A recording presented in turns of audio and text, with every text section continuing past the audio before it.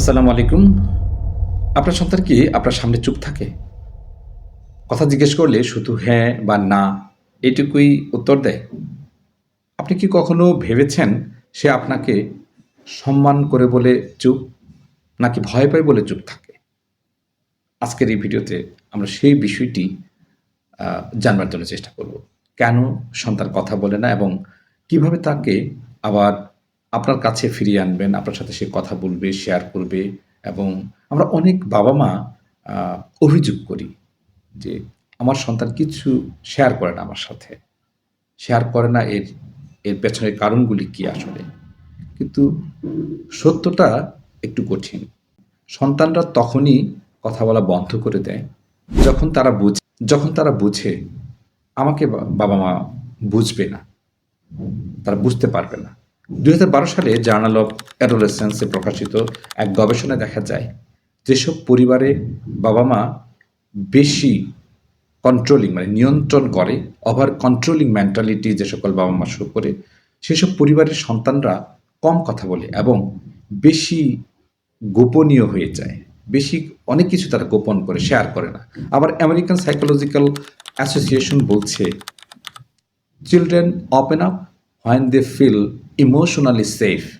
অর্থাৎ সন্তান কথা বলে তখনই যখন সে নিরাপদ অনুভব করে এবং সে কথা বলবার পর উল্টা কোনো রিয়াকশন আসবে না, অথবা এই কথা বলার কারণে সে ধরা খেয়ে গেল, বিষয়টা এরকম হবে না।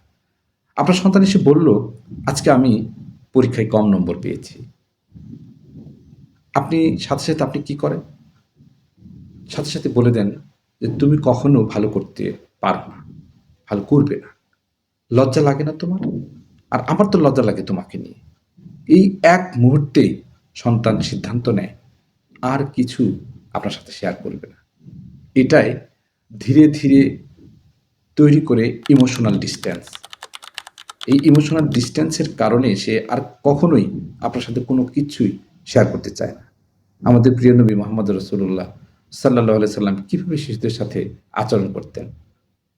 তিনি কখনো অপমান করতেন না, কখনো চিৎকার করতেন না, বরং ভালোবাসা দিয়ে বুঝাতেন। একটা সহিহ হাদিসে এসেছে, তিনি শিশুদের সালাম দিতেন, তাদের সাথে খেলতেন।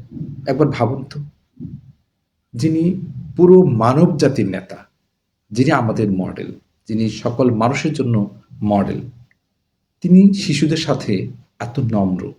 তাহলে আমরা কেন পারি না? আমাদের কি পারা উচিত না? এই যে আমরা কেন পারছি না, এই প্রশ্নটাও তো আমাদের মাঝে আসা উচিত।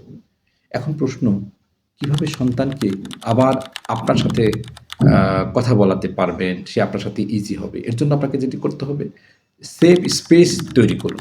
সন্তান যেন মনে করে আমাকে এখানে বিচারের কাঠগড়ায় দাঁড় করানো হবে না। আমাকে তারা বুঝতে চেষ্টা করবে। আমি একটা অপরাধ করেছি, সেটা যদি বাবা-মার সাথে শেয়ার করি, তাহলে তারা আমাকে ভুল বুঝবে না। তারপর দ্বিতীয় যেটি করবেন যে অ্যাক্টিভ লিসেনিং করুন। মাঝখানে কথা কাটা যাবে না। চোখে চোখ রেখে শুনুন। আমরা অনেক সময় অমনোযোগিতার সাথে শুনি যে অমনোযোগী হয়ে তার কথা শুনি। এটা করা যাবে না। আর প্রতিদিন ১০ মিনিট সময় তাকে দিতে হবে। ১০ মিনিট রুলস, এটা মেনে চলতে হবে। রিসার্চ বলছে যে ডেইলি যে quality time improves parent child bonding significantly.